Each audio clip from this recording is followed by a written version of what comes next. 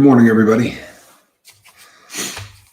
I'm Captain Tommy Scoville, and you're on the lifeboat. Hope everybody's having a decent morning.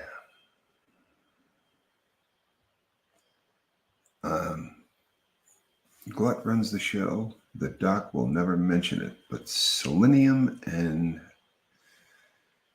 chlorella are a start. Research it. Interesting. I woke up at 3 a.m., did DoorDash for 3 hours and 34 minutes, wrote off $43.72 in mileage, and spent $10 on gas already. My goodness, up and running. Good morning, everybody. Yes, that's me. If I had one wish for everybody on the lifeboat, it would be that you leave this planet without ever feeling pain again of the physical variety. That you don't stub your toe. You can share something this morning. Absolutely, you can, my friend. Please do.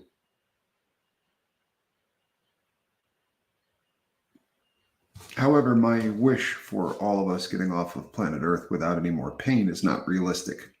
And pain is a tough thing to cope with in recovery. And for some people, tougher than others, because for some people, relieving pain was one of the reasons for the addiction.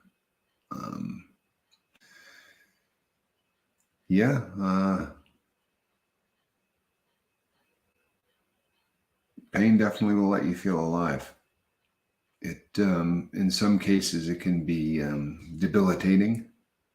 I don't mind the pain of a pepper. There are other pains that I think are sometimes not just fun but beneficial. The pain of a good workout, that kind of thing. But when pain sort of, so the purpose of pain in the body is to serve as a protective mechanism and to signal that something may be wrong or potentially harmful. Pain kind of acts as a warning system, right? It alerts us to potential injury or damage to our body. It helps us avoid further harm and prompts us to take action to protect ourselves and seek necessary medical attention if we need it. Pain can also have various causes, such as injury, inflammation, infection, and underlying medical conditions. If your tissue is damaged or injured, there are specialized nerve endings that are called nociceptors. Nociceptors detect these changes, and then they send signals to the brain, which interprets them as pain. The brain then processes the information and produces a sensation of pain, which can range from mildly discomforting to agony, right? And by experiencing pain, our bodies are prompted to respond in ways that protect the injured area. The example that people use all the time is that we instinctively withdraw our hand from any kind of a hot surface. If you put your hand on a stove, obviously, ouch, you pull it back. Or if we avoid putting weight on a sprained ankle, right? If I didn't hurt, the pain would kill me. Says monk. In 1992, I got run over by a bus. Good Lord. That's pretty serious right there. Now, if you meant, did you share something as in I can pull you in here? I don't have the capability to do that. Yeah, you can share something in the comment section. I can't pull you in like Heather can, but I can set it up so that Heather does it at a later date. Don't you know the prison food warmer? That is the same as the tool mentioned in yesterday's show as new drug technology behind the ear. Just add water and a teaspoon of water. The prison food warmer. I did not know that that's the same tool as yesterday. How very odd. That's wild. So, like I said, the example that people give all the time is you don't leave your hand on something hot. And if you've got an injured ankle, a sprained ankle, or if you've got something wrong with your knee, we avoid putting weight on it because pain also encourages us to rest and healing by signaling that damaged tissue needs time to recover. And while pain can be unpleasant, You meant salt. I got you. Just add water and a teaspoon of salt. That is bizarre. I'm going to have to research that. So obviously, pain serves a vital purpose in the body. It helps us take necessary actions to preserve our health and our well-being. And I don't think anybody argues those points. They make sense. That's an ion detox, Captain. I had no idea, man. If you could send me an email on that to sober@myyahoo.com, I would really appreciate that, because I would like to dive into that a little bit deeper. Ooh, I got the dentist on Tuesday. Dentists are no fun. So I am suffering these days with cluster headaches. Migraine cluster headaches. And sadly, they're not telling me that anything needs to be fixed, that can be fixed. So it's just sort of superfluous pain at this point. But there's also no getting around it. There are different things that I can try to alleviate the pain for periods of time. There are things that I can do to try to sleep. And while sleeping, hopefully, you avoid that pain. But the reality is, and this is not just the reality for me, this is the reality for many, many people. Pain very often just becomes part of our life, and there's nothing that we can do about it. So then what? If you're stuck with pain, how do we cope with it? How do we get over it? An ion detox. Please do send me more information on that, because that I'm very, very interested in reading more about that. I would really, really appreciate that. So 2 bulging discs diagnosed over 10 years ago caused me relapse more than once to alcohol. No pain meds from doctors given my history.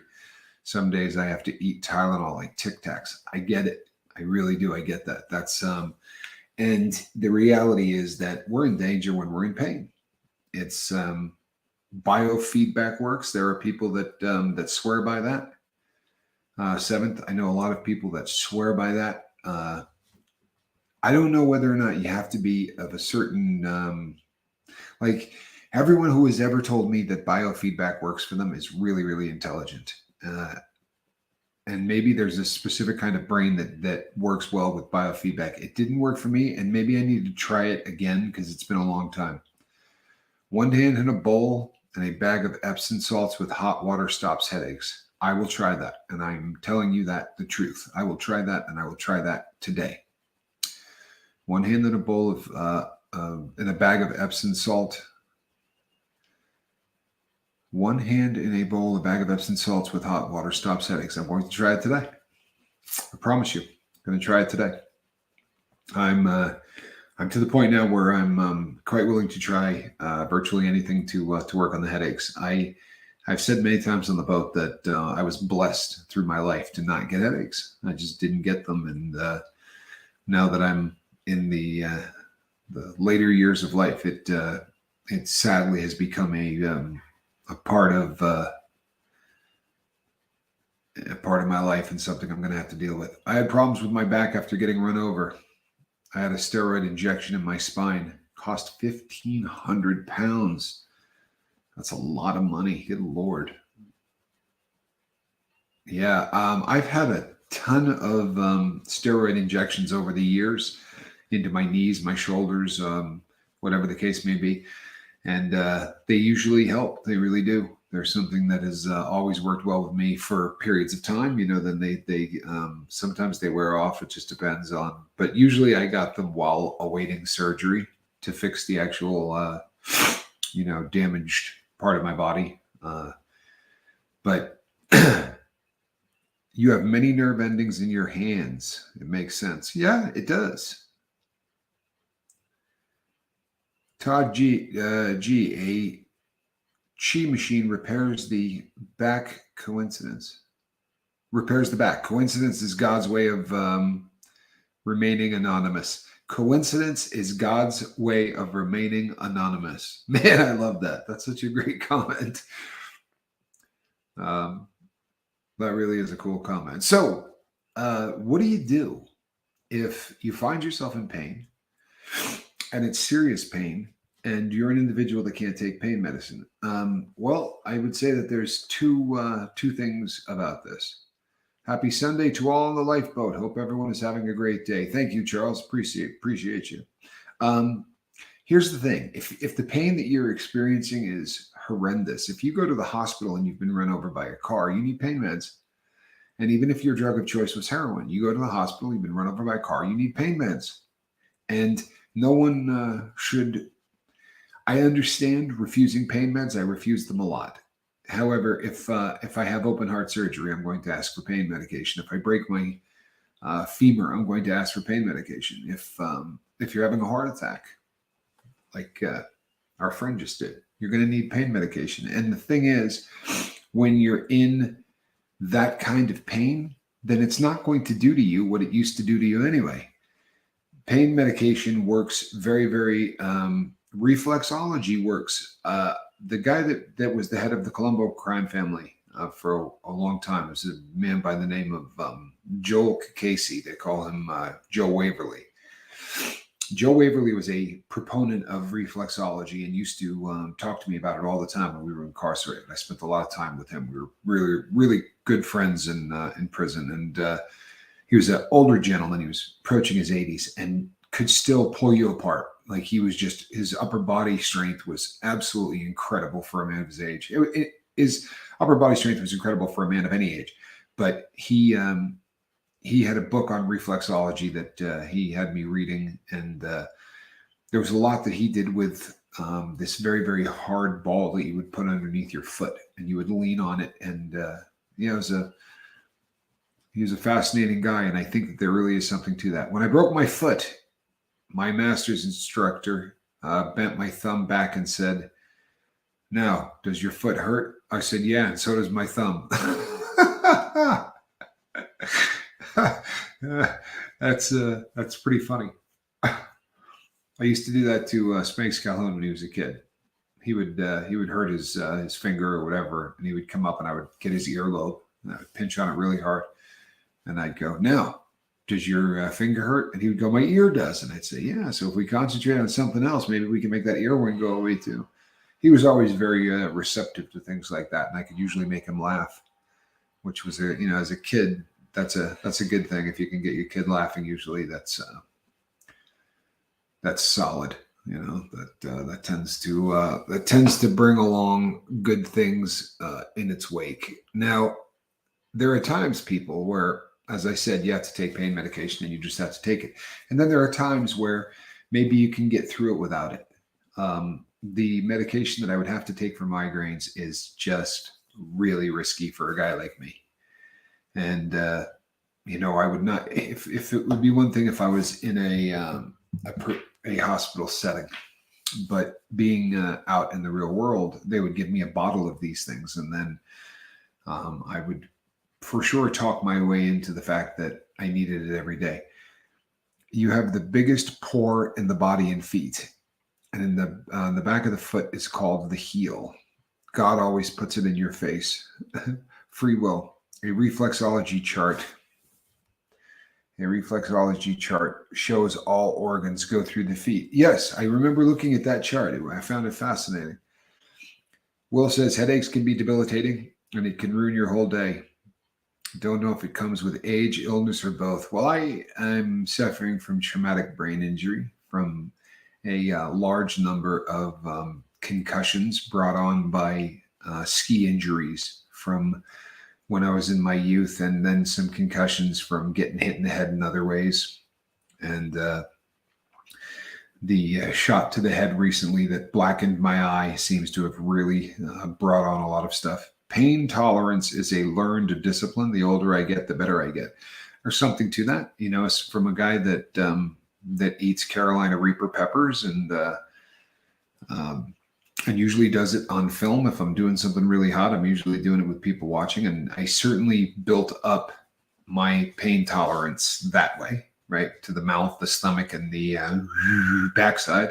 You absolutely can build up tolerance to that. And Sadly, I have not found a way to get over this migraine thing. But here's some of the things that I'm working on. Number one would be relaxation techniques. I practice relaxation techniques like deep breathing, meditation, or progressive muscle relaxation. These methods help alleviate pain by reducing muscle tension and promoting a sense of calm. And there are people, I think, age abuse in women. Did I say that out loud? Yes, Rick, you said that out loud, and that may be the case for a lot of people too. That really may be the case. I have not been good to my body, and now my body is making me pay for it. And the bright lights are really bad, which makes sitting here kind of tough because of the green screen. I have 4 lights that are on my face at all times. However, I am not taking off the shades even when I leave here. So my doctor says if I don't take my meds, I couldn't take the pain. Hell, I can't take it anyway, right? I had a really bad abscessed tooth last year, and that's when I started getting bad headaches. Abscessed teeth are one of the worst. I may be banned by Heather Joy, simply not her style, Rick Smith. You're lucky, though. If she was here listening, you might be in some trouble, though. Number 2 is something that I just started fairly recently because since the migraine thing started, I have been researching ad nauseum ways to try to make these things go away. And just like our friend has just recommended the Epsom salts, I'm going to try that. I promise you, because I'm looking for something that's going to get rid of these things, because right now my quality of life is not where I would like it to be. It's difficult to go through your day when your pain level is at a 6 or a 7 all the time. And I don't do well with headache. There are other pains that, if it's skeletal or if it's muscular or things like that, I've always been fairly stoic. And as far as the nociceptors go, I have stitched myself many, many times. It's not something that there's definitely pain that you can sort of just muscle your way through and come away not feeling awful in the same sense. But this headache thing is, for me, is just, I guess it's an Achilles heel of sorts. I am not doing well with it, sadly, but I'm working on all of them. And recently I've been trying heat and cold therapy, where I apply they tell you that you can use a heating pad. I've been using a warm towel. And I do it over the head and eyes, and then the idea is to increase blood flow and relax muscles. And then alternatively, I immediately go to the cold therapy.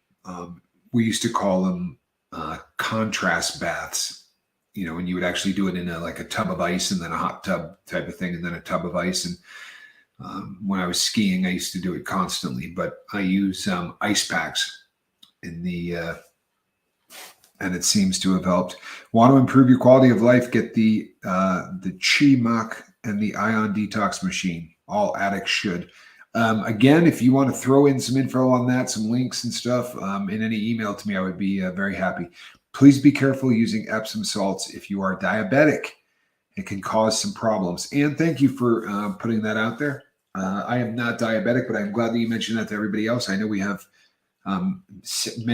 many, I was going to say several, but we have many diabetics on the boat. So thank you. I appreciate that, Ann. So physical therapy is big. Depending on your injuries, if you can engage in physical therapy, exercise, and stretching is huge. Stretch is specifically designed to alleviate pain and improve mobility. A qualified physical therapist can guide you through appropriate exercise for your specific condition. You can also do some research on your own. There's a lot of stuff out there now in the way with the internet that should really help, with your ability to look into these things. Black diamonds, baby. My knees can't do it now.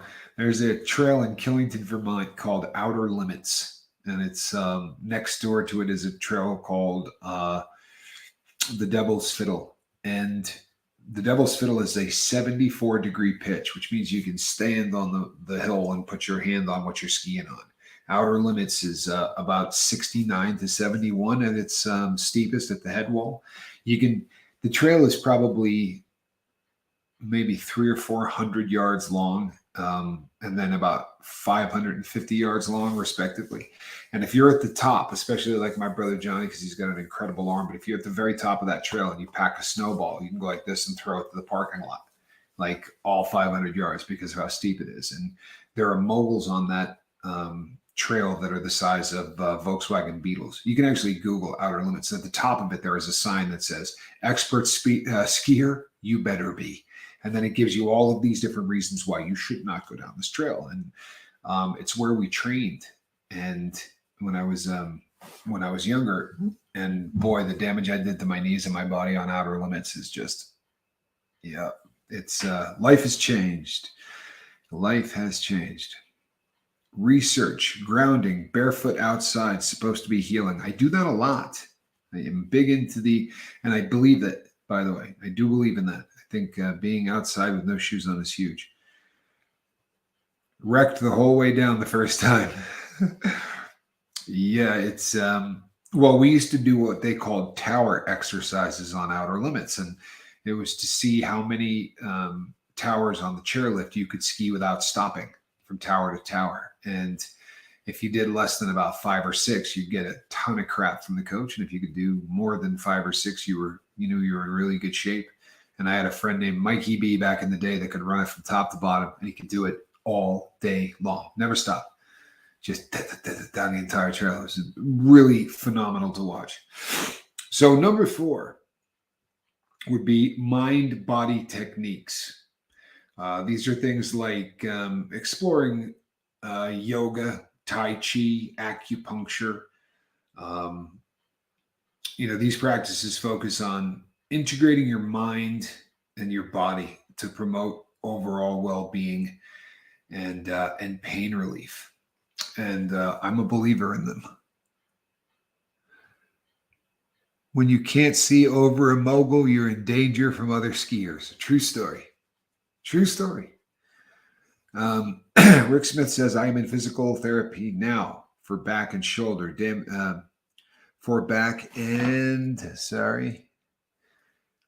And right shoulder. Damage is different, of course. It takes time to heal, and if it's possible for it to heal, right? Sometimes it's not. Your nerves operate on electricity. The grounding thing makes sense as well. By grounding, I think you mean being outside, right? Monk. You mean outside, like standing no shoes on kind of a thing? I think that there's something to that. I don't know the science behind it. I just know that I do feel better when I do it. And I know that it was one of the things that, spending as much time as you do in prison, like there's a term that the white boys use called suited and booted. And they don't want you, like if you get caught walking around wearing shower slides in the unit, you're considered out of pocket. Like they want you ready to go, which is really, I don't know. I mean, they acted like a riot was going to break out every 3 seconds. And there was a skiers like me wrecking this Taji. Yeah, on the sign at the top, it says, watch for snowmaking equipment, flying bodies. Yeah, it's a pretty wild trail. So shorting out the connection. There you go. Plant abundance is where I learned about grounding. Lemmy, I have a feeling that you do a lot of studying anyway. You're that kind of guy, and I think that that's admirable. I really do. The more time you spend learning, the better off of a human being you're going to be. I believe that wholeheartedly, peeps. I really, really do. So the last one is distraction and mental engagement. I find that if I sit around and I think about this headache, it will take over my life. And it would be really easy. Heather would do 10 of these in a row if I wanted her to. Heather is, or if I asked her to. Heather's a great girl, and she is down for the lifeboat like few people are. She really is just very solidly on board to help everybody on the boat as much as possible. And that means sitting in front of the camera a million times. I I don't feel right if I'm not in this chair and I'm not working. And like last night was a great example. By the time the lifeboat was over last night, I was laughing. And, we were screwing around last night. We did a Saturday night boat, and it was fun, and we got a lot of laughs. And by the time it was over, my migraine was still there, but I was laughing, and that distraction is huge. It's the reason that when I got up this morning at 4 a.m., there was not a second where I didn't think I was going to do this. I knew it was going to be hard to get through, and I didn't know whether or not I could pull a full 60 minutes. But I knew that distracting myself instead of laying in that room and just thinking about how bad my head hurts, the better off I was going to be. Todd G says, the busier you are, the better the mind. You don't have as much time to suffer. And I agree with that. I really wholeheartedly believe in that.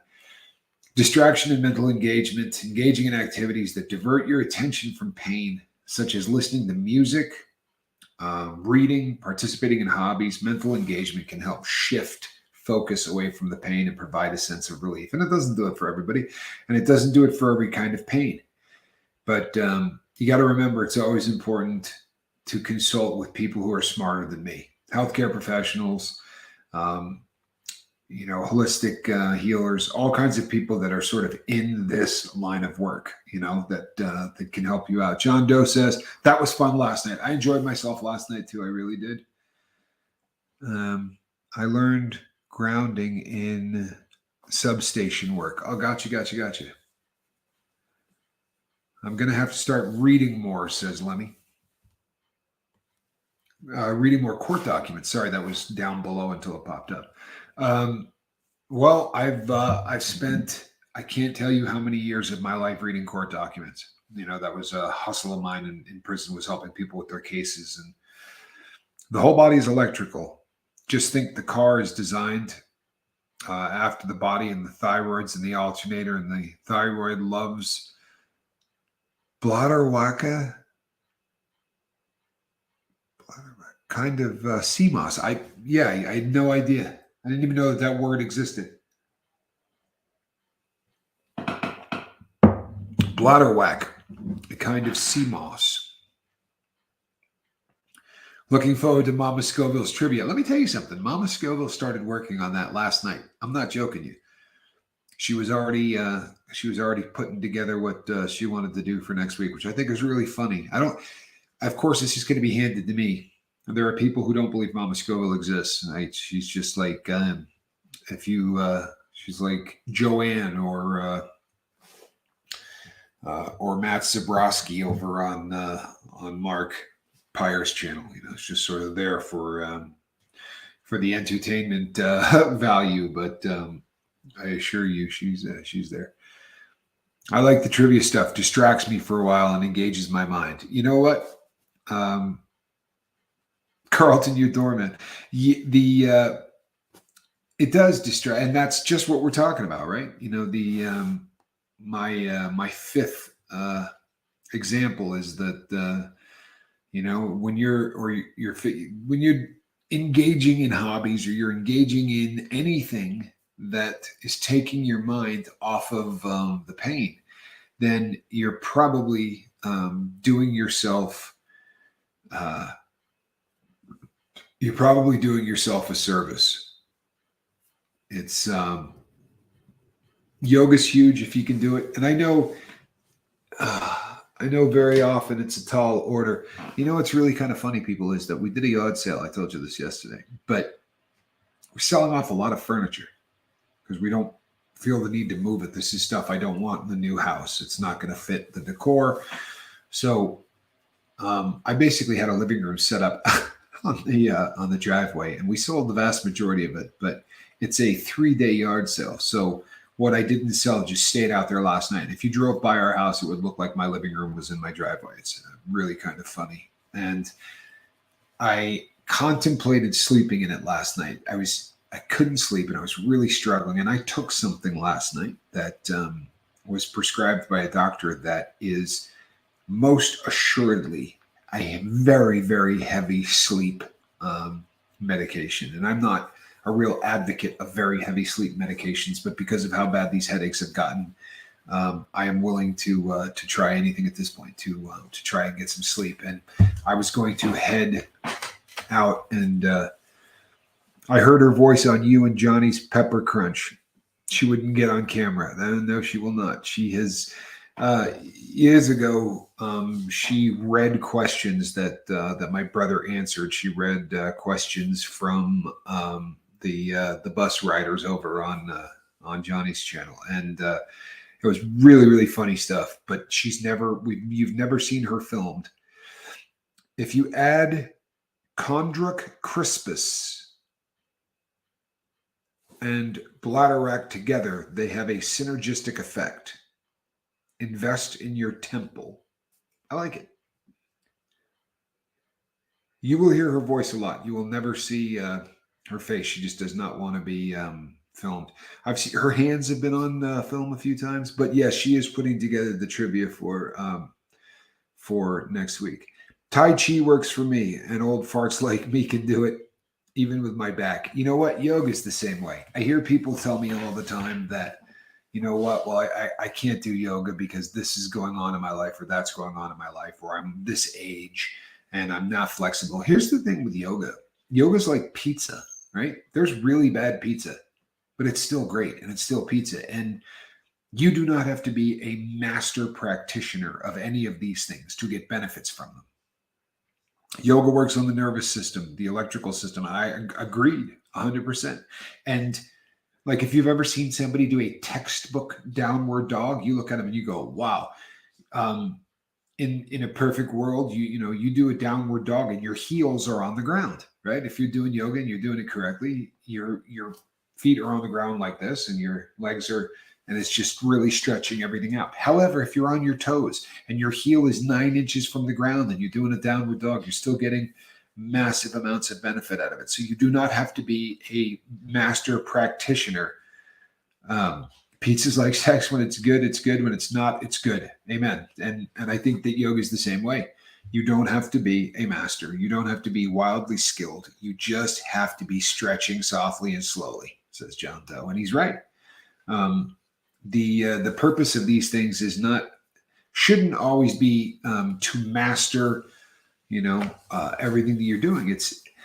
It's for stretching out muscles, and it's for overall wellness. It's to keep your head in the game and quiet your mind. All of the things that yoga practitioners tell you, when you start getting into yoga, all of them are true, and you can get great benefits from these things. So don't think about it in terms of, well, I'm this old, or I've never started before and I'm 50. Who cares? Get a yoga mat. If you don't have a yoga mat, try on a carpet and just start. Chi Kwai depletion is necessary to pass away. I'm running up my chi.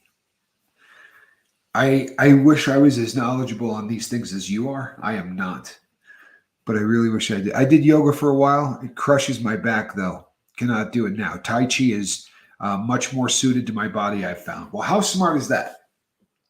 Seriously, did you read that comment, people? Todd G says, you know what? Wasn't working for me. It was hurting my back, but I looked into something else, transitioned into that. It's a better fit, and I'm getting a lot out of it. Man, that's good stuff. Honestly, I hope everybody reads that. I hope everybody is inspired by that. If you know what, I taught yoga in the joint for a long time, and I taught it at 4 different yards. And one of the things they used to allow you to order stuff. And they'd say, we need more yoga mats, or we need this, will you make, Scoob, I'm glad you had a good shower. And the big one that I was ordering was yoga blocks, because it gave people that were really new to the game the opportunity to do stuff that really was, so you can't bend all the way over. Who cares? The yoga blocks just helped people. And it was amazing for me to watch. We had a guy that used to do yoga with me, bless you, whose name was Buddha. And unlike our Buddha, this Buddha was an older guy, and he was also very, very large. He was bordering on borderline obese, and when he first showed up, I thought to myself, there's no way in hell this guy can do my class. I don't even know why this guy is here. And it was ignorance on my part because I didn't really understand that. And I watched him, and I watched him for 2 or 3 weeks, and he just kept coming to the class, and I thought, you know, he's not in a position to be able to do 90% of the things that we're doing, and he would be sweating and really working his way through it. And I thought, maybe I should talk to him. And I went up to him after one of the classes, and I said, Buddha, how's this working out for you? And he said, I've never felt better in my life. He said, this stuff is life changing. He said, not only my body, he said, and I know, I got to go through it slow because I need to lose a lot of weight. He said, but my mind, he said, I'm sleeping better, I'm happier. And I thought, holy crap, it's quieting the person's mind who's doing it if they're doing it right. And it doesn't matter whether or not you can, get yourself into every single one of the positions. I can put my hands like this, right, behind my back, right, the reverse pray, and or the reverse holy man. And there, not very many people can do it, but you don't have to. If you're getting your hands behind your back and you're rolling your shoulders back, whether or not they're actually making contact back there is almost secondary. It's quieting the mind and getting those muscles to stretch and stretch and stretch. So when you stop, all of that energy and all that relaxation that comes out is just absolutely a massive thing. I'm an old plumber, and I found out when I quit taking my doctor prescribed oxycodone that my pain went away within a few weeks by stretching and twisting and all. Charles, oops, look at that. Everything's moving pretty quick. Charles, I love that. I truthfully love that. How great is it when stretching and twisting and all of that can remove oxycodone from your life, right? Percocet versus stretching. I'll take the stretching every time. I really will. And I'm happy for you, man. That's fantastic stuff. I hope everybody saw that. I put it up there. That's one of those comments that everybody should see and understand. John Doe says, plumbing is a pain. It certainly gets you into unusual positions in the body. Plumbing is not an easy thing to do. Exercise is essential no matter what you do.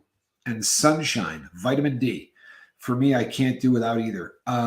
You know what? I spent pretty close to a decade where the vast majority of light that I got was from neon, right? From fluorescent. Because of my incarceration. And when I was in the lockdown units, you got out an hour a day. And that was only 5 days a week. The rest of the time you were under,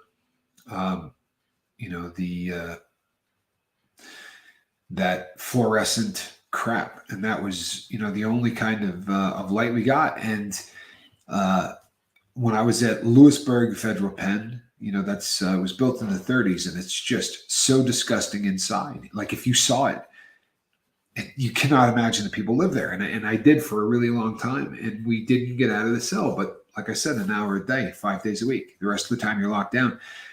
And because of how old it was and because of how nasty it was, there were bug problems, like horrendous cockroach problems. So nobody turned those lights off ever. Because if you kept the lights on 24 hours a day, they would stay in every crack and nook and cranny. If you didn't, there was a decent chance they were going to crawl on you while you were sleeping. And that only has to happen once before you decide that the lights are going to stay on. And I know that it damaged me. I really do. And I remember when I got out thinking, I'm taking my shoes off and I'm going to feel blades of grass between my toes. And I'm going to spend a lot of time in the sun. And I agree with you. Sunlight, I think, does amazing things, not just for the body, although I believe that, but it does amazing things for the mind. And yesterday I spent a decent amount of time outside in the sun. I went cold turkey. I spent about a week in agony, but that was in February, and I feel 95% better since then. Charles, so proud of you, man. That's good stuff. Where were you incarcerated, if you don't mind me asking? Lewisburg Federal Pen, the federal penitentiary in Lewisburg, Pennsylvania. That's one prison in Lewisburg. In Pennsylvania, one federal prison, but I was a federal inmate, so I got shipped all over the country. I've been at Victorville Federal Penitentiary in California. I have been in Florence, Colorado, the Federal Penitentiary in Florence. Where else have I been? I've been to to the Federal Corrections Institution, which is one level down from that. It's not. So I've done FCI Phoenix, FCI Tucson, and then I did in Sheridan, Oregon, the FCI in Sheridan, Oregon. My computer is totally, says, full of hope. I'm listening, but this may be my only post. It's okay, hon. I'm sorry that it's going to be your only post, but we're glad that you're here. Having surgery for the first time. Full elbow replacement. Whoa, wow. 3 months of PT and not yet at full extension. Very humbling. TENS unit. Hypnosis. Sitting in the ocean. Meditation. I keep learning. And I am... sorry to hear that. I'm glad that you're still learning, but I'm sorry that you had to have full replacement. The TENS unit is great. I've always thought they were great. You know, mushrooms can take me off the planet really quickly. I have a horrendous allergy to mushrooms, unfortunately. Cursor is crazier than me. Oh, come on now. You're not crazy. Eh?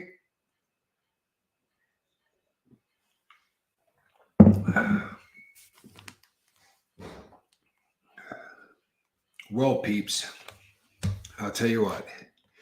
So that is 40. We're coming in at about 3/4 of an hour, and when I got up this morning and I came downstairs and let Squirrel in the garage, and I set myself up in front of the computer, and I don't do the thumbnails the night before. I mean, I do the thumbnails the night before, but I don't upload anything the night before, because even if you do, you have to redo it. It won't hold anything for that long a period of time. It'll basically kick you out of the app. So I usually upload everything, depending on whether I'm doing a morning or a night show. I upload it anywhere between 5 to 10 minutes before the show goes, or up to about an hour. And Rick says, "Hang in there, full of hope. We won't let you miss anything." I love that. I love that. I really do. Very cool, Rick. So when I was sitting down here this morning, I sat in the chair, and I said a little prayer that I was going to get through this show, because I'll be really honest with you, people. I'm dealing with some pain this morning, and it's this morning it's one eye as opposed to both. And it just feels like somebody's driving a nail through the back of my eye, and it's just anyway. My prayer was that I was going to get through at least enough of this show where it didn't look like it wasn't a show. I didn't anticipate me getting an hour, but I'm pretty pleased that I hit 45. I hope you continue to get relief, Tommy. I cannot imagine what that pain is like. Sending healing your way. And if you had elbow replacement, I would imagine you have a pretty good idea what pain is like. But thank you. I appreciate that. M. Hunt, good to see you. M. Hunt says, "Praying for everyone in need." That's awesome. That's awesome. I hope you're having a great Sunday, M. Hunt. It's always a pleasure to see you here, man. Still chugging along and doing beautifully with none of that poison in his life. And super proud of you, M. Hunt. I really am. You're a dangerous weapon in the war for sobriety. I really mean that. Captain, I notice you're not drinking coffee. It helps my headache sometimes. Sorry, Captain. I am drinking coffee. I would be in deep trouble if I wasn't. Thank you, Lemmy. I appreciate that. My grandfather said, "If I had known I'd live this long, I'd have taken better care of myself." He passed at 88. I'd say that was a good run. I hope I make it that far. That is a great run. Taji, that's a really great run. We should all be so lucky as to live to 88. That would be That would be beautiful. It really would. That would really, really, that would be beautiful. I would love to hope that. And my dad used to say the same thing too. If I knew I was that I was going to live this long, I would have taken better care of myself. Or if I knew what I knew now, I would have, taken better care of myself. Um, so I want to thank all of you for being here. Please go out and make it a great Sunday. And as my friend Charlie Mullins likes to say, tell somebody that you love them today, huh? All right, people. God bless. And I hope to see you on the deck of the lifeboat this evening. And if I asked you to send me an email, hint, hint, send me that email. All right, Captain Tommy Scoble, and you're on the lifeboat. Bye-bye.